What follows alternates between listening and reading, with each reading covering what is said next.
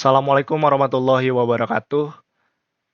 Kami di sini akan mempresentasikan hasil penelitian kami yang berjudul klasifikasi kategori BMI menggunakan random forest dengan optimasi hyperparameter pada data antropometri dan juga asupan kalori. Sebelum itu, kami akan memperkenalkan diri terlebih dahulu. Nama saya Aryo Dadung Prakoso. Nama saya Amin Alfarizi. Nama saya Revi Agustri Suratno. Saya Syafiq Hidayat. Saya Muhammad Syafiq. Saya Jad Alexander. Nama saya Muhammad Rasdi Dakadula. Oke, kita akan masuk ke abstrak. Klasifikasi kategori Body Mass Index atau BMI, yaitu kategorinya ada underweight, normal, overweight, dan obese, digunakan secara luas untuk memantau status gizi berdasarkan parameter antropometri. Penelitian ini membangun model klasifikasi kategori BMI menggunakan algoritma random forest dengan optimasi hyperparameter melalui grid search CV. Dataset yang kami gunakan untuk penelitian ini berjumlah 5.000 records yang memuat variabel yang pertama itu ada antropometri, yaitu berat badan, tinggi badan, dan BMI. Ada juga demografi, usia, jenis kelamin, dan juga gaya hidup atau tingkat aktivitas, dan juga fitur metabolik, yaitu BMR. Serta komponen asupan kalori harian, seperti sarapan, makan siang, dan juga makan malam dan camilan. Total kalori dan rasio kalori terhadap BMR. Label kelas yang ditentukan untuk metode penelitian ini yaitu ada berdasarkan batas ambang BMI, dan juga model dilatih dengan pembagian data 80/20 dan dievaluasi menggunakan akurasi, precision, recall, dan F1 score, confusion matrix, serta cross validation 5-fold, dan juga hasil menunjukkan model random forest teroptimasi mencapai akurasi 0,9 pada data uji dan stabil pada validasi silang, rata-rata akurasinya itu 1, dan juga analisis fitur impotence yang menunjukkan BMI, berat badan, tinggi badan, BMR, dan juga rasio kalori terhadap BMR, serta fitur paling dominan. Penelitian ini juga membahas perbedaan performa bila optimasi hyperparameter tidak dilakukan, dan juga termasuk dampaknya terhadap stabilitas model dan juga risiko pemilihan parameter yang tidak optimal pada data berbeda. Keywordnya itu ada kategori BMI, random forest, optimasi hyperparameter, antropometri, dan juga asupan kalori grid search CV. Pendahulunya, body mass index, yaitu merupakan indikator antropometri yang umum digunakan untuk mengelompokkan status berat badan ke dalam kategori underweight atau normal overweight dan obese. Kategori BMI ini juga sering dijadikan pendekatan praktis untuk pemantauan status gizi karena mudah dihitung serta dapat digunakan sebagai dasar screening awal pada populasi. Selain faktor antropometri, kondisi berat badan seseorang juga berhubungan dengan keseimbangan energi, yaitu relasi antara asupan energi atau kalori dan pengeluaran energi yang dipengaruhi tingkat aktivitas serta kebutuhan metabolisme basal. Pendekatan machine learning ini juga dapat dimanfaatkan untuk membangun model klasifikasi kategori BMI yang terukur dan dapat direplikasi dan juga dievaluasi secara objektif.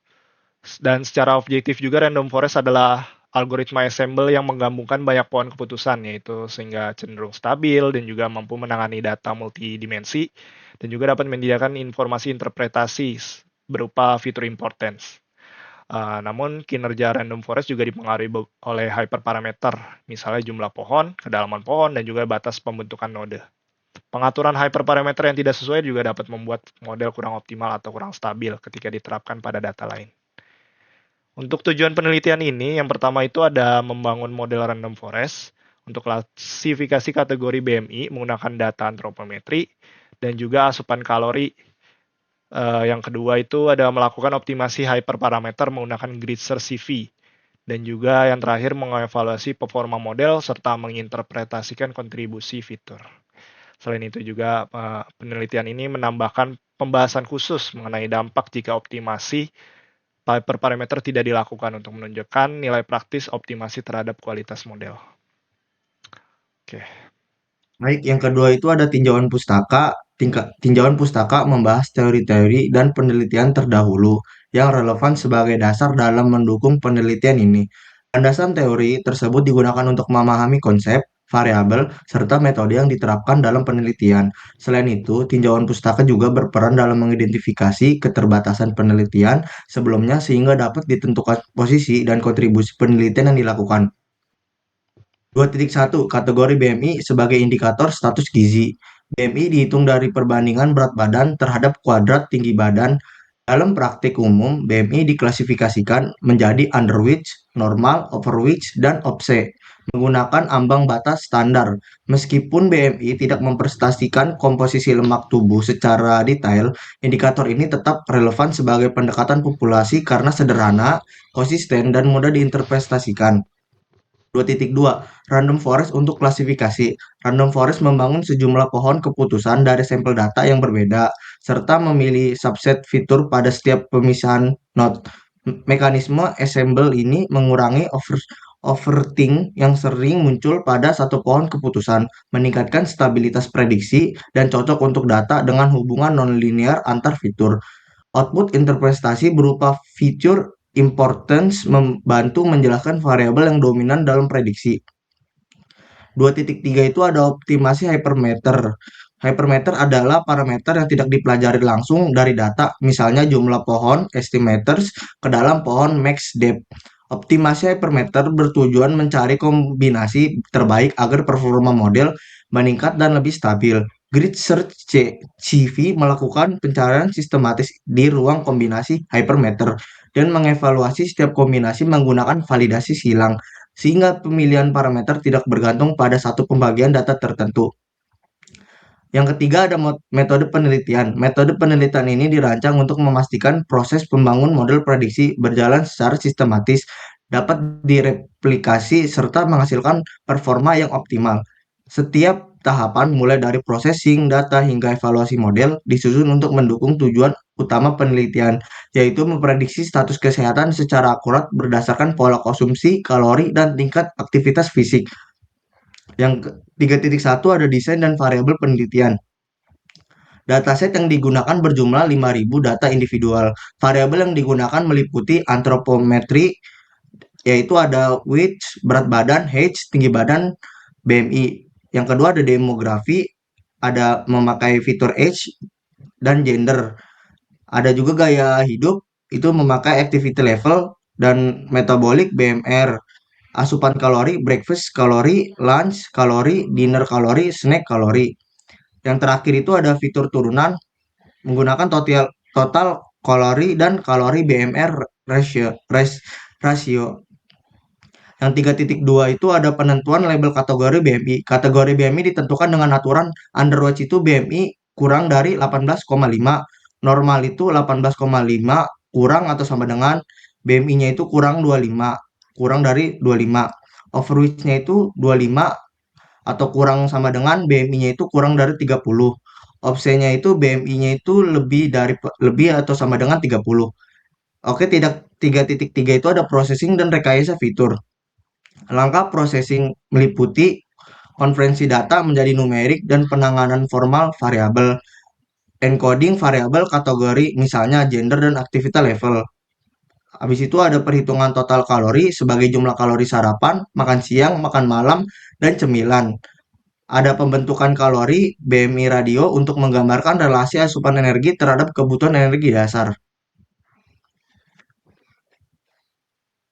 Selanjutnya 3.4 pembagian data dan skema pelatihan. Pada tahapan ini, dataset dibagi menjadi dua bagian, yaitu data latih dan data uji dengan rasio 80:20. Dari total 5.000 data, sebanyak 4.000 data digunakan sebagai data latih dan 1.000 data sebagai data uji. Untuk memastikan kestabilan dan keandalan model, dilakukan validasi silang 5-fold pada data latih selama proses optimasi. Selanjutnya, ada 3.5 pembangunan model random forest. Model klasifikasi dibangun menggunakan random forest sebagai klasifier utama. Model menghasilkan prediksi kategori BMI dan probabilitas kelas, serta menyediakan fitur importance sebagai interpretasi kontribusi fitur. Selanjutnya 3.6 optimasi hyperparameter. Optimasi hyperparameter dilakukan menggunakan Grid Search CV dengan validasi silang 5-fold. Contoh, ruang pencarian hyperparameter. Yang pertama tuh N estimator terdiri dari 100, 200, 300. Kemudian ada max dip terdiri dari non atau tidak ada 10, 20, 30. Kemudian ada min sample split terdiri dari 2, 5, dan 10. Kemudian ada min sample lift terdiri dari 1, 2, 4, dan max features terdiri dari SQRT, log 2, dan non. Kombinasi terbaik dipilih berdasarkan skor akurasi rata-rata validasi silang. Yang keempat ada hasil dan pembahasan. Bagian hasil dan pembahasan ini menyajikan evaluasi menyeluruh terhadap kinerja model prediksi status kesehatan yang dibangun menggunakan algoritma random forest dengan optimasi hyperparameter. Analisis ini dilakukan secara sistematis dimulai dari pemaparan karakteristik, data, hasil optimasi model, hingga evaluasi performa dan interpretasi faktor-faktor yang memengaruhi keputusan klasifikasi. Penyajian hasil tidak hanya berfokus pada capaian nilai akurasi, tetapi juga menekankan pemahaman terhadap kontribusi masing-masing variabel dalam memprediksi status kesehatan berdasarkan pola konsumsi kalori dan tingkat aktivitas fisik. Dengan pendekatan ini, hasil penelitian diharapkan mampu memberikan gambaran yang komprehensif mengenai efektivitas model serta relevansinya dalam konteks analisis kesehatan berbasis data. Selanjutnya, 1. Karakteristik dan data. Dataset berjumlah 5.000 data dengan 4 kelas kategori BMI serta pembagian 80 bagi 20, data diuji berjumlah 1.000 data. Distribusi kelas pada uji berdasarkan support classification report adalah underweight 112, normal 261, overweight 220, dan obese 407. Distribusi ini menunjukkan data tidak sepenuhnya seimbang, sehingga evaluasi per kelas penting untuk memastikan performa tidak hanya bagus pada kelas mayoritas. Keberagaman distribusi kelas tersebut memberikan dasar memadai bagi model untuk mempelajari pola klasifikasi status kesehatan secara efektif. Pada model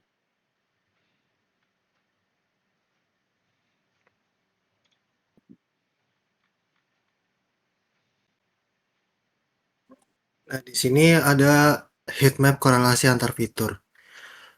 Gambar tersebut menyajikan heatmap korelasi antar fitur yang dilakukan yang digunakan dalam penelitian di mana gradasi warna merah mempresentasikan korelatif positif dan biru mempresentasikan korelasi negatif. Sedangkan nilai korelasi mendekati 0, menunjukkan hubungan linear yang lemah. Hasil visualisasi memperlihatkan keterkaitan yang kuat pada fitur antropometri, khususnya berat badan, yaitu weight, yang berkorelasi positif tinggi dengan BMI, yaitu 0,81, serta dengan laju metabolisme basal atau BMR, yaitu 0,81 juga. Sementara itu, tinggi badan atau height menunjukkan korelasi negatif dengan BMI, yaitu minus 0,56. Sejalan dengan formulasi BMI yang melibatkan kuadrat tinggi badan, selain itu, BMR memiliki korelasi sedang terhadap BMI, yaitu 0,45, yang mengindikasikan keterhubungan antara karakteristik tubuh dan kebutuhan energi dasar. Pada aspek asupan energi, total kaloris berkorelasi positif dengan komponen penyusunnya, terutama kalori makan siang, yaitu 0,69, dan kalori makan malam, yaitu 0,58. Sehingga variabel tersebut berkontribusi dominan terhadap total asupan harian.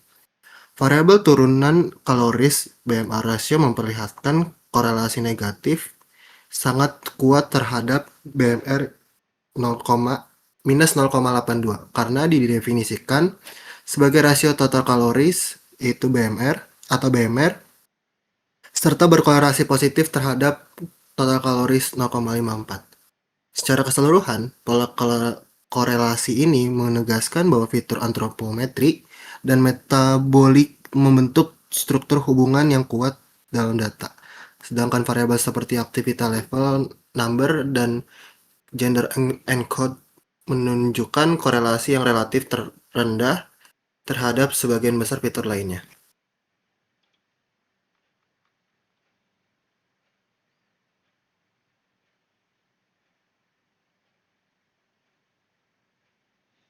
Selanjutnya itu ada hasil optimasi hyperparameter. Hasil Grid Search CV menunjukkan performa yang sangat stabil pada validasi kilang 5 volt. Skor validation adalah 111 dengan rata-rata akurasi 1000 kurang lebih 0,000. Ini menunjukkan model yang sangat konsisten pada pembagian volt yang berbeda pada dataset ini. Lalu selanjutnya ada tabel 3. Pencarian hyperparameter parameter grid untuk grid search CV, yaitu hyperparameter RF and estimator. Nilai yang dicoba yaitu 100, 200, 300. Keterangan jumlah pohon RF max grid. Nilai yang dicoba yaitu 0, 10, 20, 30. Keterangannya yaitu kedalaman maksimum pohon 0 tanpa batas. Hyperparameter RF min sample fit yaitu 2,5,10. Keterangannya yaitu minimum sampel untuk memecah node. Hyperparameter RF min sample fit 1,2,4. Keterangannya yaitu minimum sampel pada leaf. Hyperparameter RF max itu nilai yang dicoba SRT, log 2, non. Keterangannya yaitu jumlah fitur yang speed non sama dengan semua fitur. Lalu selanjutnya ada tabel 4, parameter hasil terbaik, bit search, CV, dan skor evaluasi. Parameter terbaik, base param. RF and estimator sama dengan 100, akurasi CV terbaik yaitu ada 1000, dan akurasi data testing ada 0,9990. Lalu untuk RF max bits sama dengan 0, RF min sample split sama dengan 2, RF min sample split sama dengan 1, RF max fitur sama dengan SKRT. Lalu selanjutnya ada 1.3 evaluasi kinerja model pada data uji. Model random forest teroptimasi mencapai akurasi 0,999 pada data uji. Nilai precision, recall, dan F1 score berada sangat tinggi pada seluruh kelas. Dengan penurunan kecil pada recall kelas underweight 0,19. Secara praktis, model hampir selalu memprediksi kelas dengan benar. Ringkasan metrik yaitu ada akurasi 0,99, ada macro average precision atau recall sama dengan 1.00,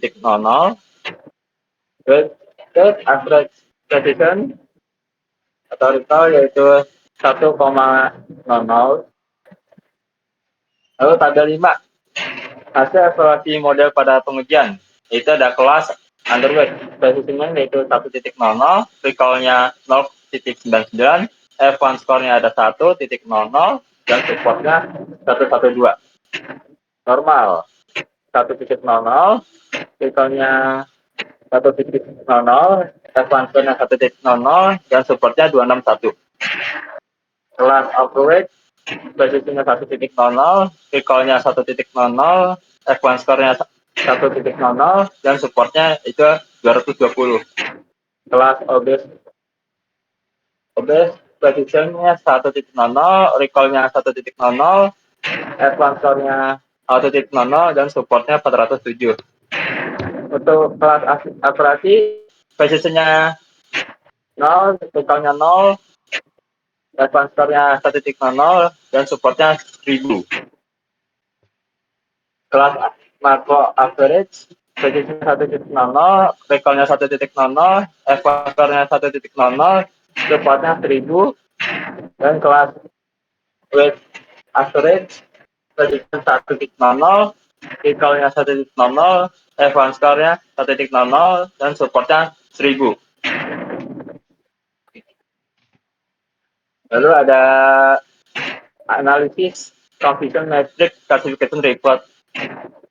Analisis lebih lanjut dilakukan menggunakan classification report untuk mengevaluasi performa model pada kategori status kesehatan, hasil yang diperoleh menunjukkan bahwa hampir seluruh data pada setiap kelas berhasil diklasifikasikan dengan benar.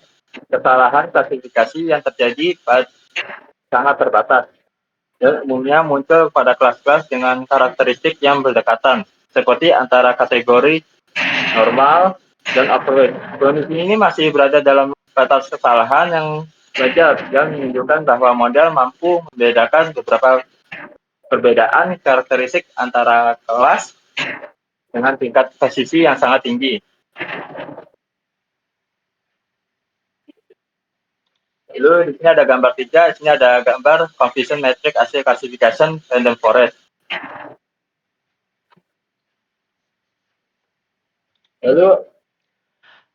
Lalu selanjutnya di sini saya akan membahas analisis future importance. Berikut di sini ada 5 fitur yang paling berpengaruh.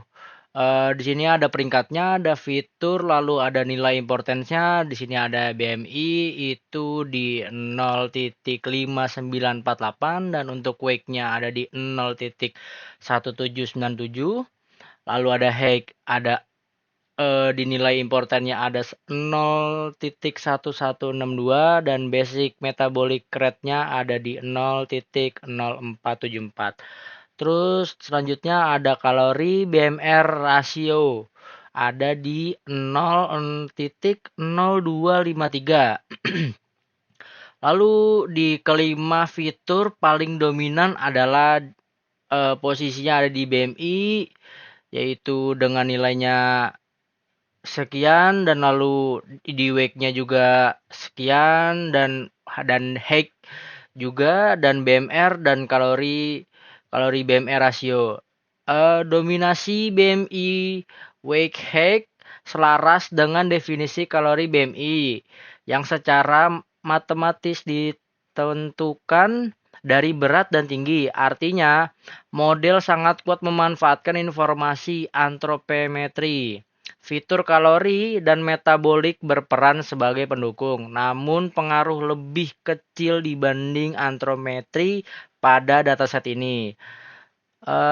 Di gambar ini ada 10 fitur dengan tingkat kepentingan tertinggi. Lalu selanjutnya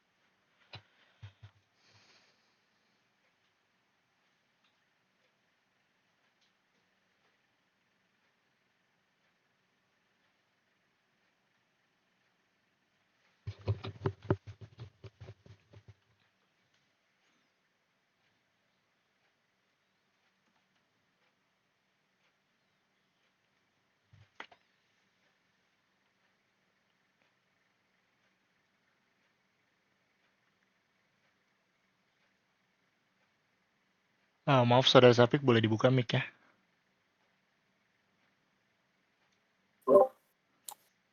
Dampak tidak dilakukannya optimasi hyperparameter pada random forest. Penggunaan random forest tanpa optimasi hyperparameter berarti model dilatih langsung menggunakan parameter bawaan default tanpa proses pencarian kombinasi parameter terbaik melalui validasi silang. Dalam implementasi umum secara scikit-learn, konfigurasi default random forest biasanya menggunakan jumlah pohon tertentu. Kedalaman pohon tidak dibatasi serta nilai standar untuk parameter pembentukan node. Misalnya n estimator sama dengan 100, max dip sama dengan 0, min sample split sama dengan 2, min sample lift sama dengan 1, dan max features sama dengan SQRT. Pendekatan ini memang praktis dan cepat, tetapi memiliki konsekuensi metodologis karena tidak ada jaminan bahwa konfigurasi tersebut merupakan yang paling sesuai untuk karakteristik dataset. Secara metodologis, Optimasi hyperparameter misalnya menggunakan grid search CV memberikan keuntungan utama berupa peningkatan keamanan performa dan keandalan pemilihan parameter. Pertama, optimasi membantu menemukan konfigurasi yang paling tepat untuk pola data, sehingga performa rata-rata model menjadi lebih baik atau minimal lebih aman dibanding menggunakan default. Tanpa optimasi, model bisa saja terlihat cukup bagus pada satu pembagian data, namun performanya berpotensi tidak konsisten bila dataset atau proporsi data berubah. Kedua, optimasi melalui validasi silang membuat pemilihan parameter tidak bergantung pada satu skema. Pembagian latih uji grid search CV mengevaluasi berbagai kombinasi parameter pada beberapa volt, sehingga konfigurasi yang dipilih cenderung lebih stabil. Tanpa optimasi, fluktuasi performa antar pembagian data bisa lebih besar, terutama pada data yang lebih bervariasi atau tidak seimbang. Ketiga, optimasi membantu mengendalikan kompleksitas model. Parameter seperti max dip, min sample split, dan min sample lift secara langsung menentukan berapa dalam dan rumit pohon keputusan yang terbentuk. Tanpa optimasi, model dapat menjadi terlalu kompleks sehingga rawan overfitting pada data tertentu atau terlalu sederhana sehingga mengalami underfitting dan kehilangan pola penting. Terus, pada penelitian ini, perbedaan performa antara model default dan model teroptimasi berpotensi tampak kecil jika dilihat dari metrik aggregate seperti akurasi. Hal ini karena masalah klasifikasi kategori BMI. Pada dataset ini relatif mudah dipisahkan, terutama karena fitur antropometri memiliki hubungan yang sangat kuat dengan label kategori BMI. Dalam kondisi seperti ini, model default pun sering menghasilkan performa yang tinggi, namun optimasi tetap memberikan nilai praktis karena memperkuat dua aspek penting yang tidak selalu terlihat hanya dari akurasi akhir. Stabilitas performa pada validasi silang serta robustness ketika menghadapi data yang berbeda. Misalnya data dunia nyata yang lebih bising atau noisy dan lebih heterogen. Dengan demikian, optimasi hyperparameter bukan sekedar menaikkan nilai metrik, tetapi berfungsi sebagai langkah pengamanan agar konfigurasi model lebih teruji, lebih stabil, dan lebih dapat dipertanggungjawabkan secara ilmiah. Kelima, kesimpulan. Penelitian ini membangun model random forest dengan optimasi hyperparameter menggunakan grid search CV untuk mengklasifikasikan kategori BMI, underweight, normal, overweight, obses, berdasarkan data antropometri dan asupan kalori. Model teroptimasi menghasilkan akurasi 0,999 pada data uji dan stabil pada validasi silang 5 volt, rata-rata akurasi 1000. Analisis fitur importance menunjukkan variabel antropometri atau BMI berat badan, tinggi badan sebagai faktor dominan, diikuti BMR dan rasio kalori terhadap BMR sebagai fitur pendukung.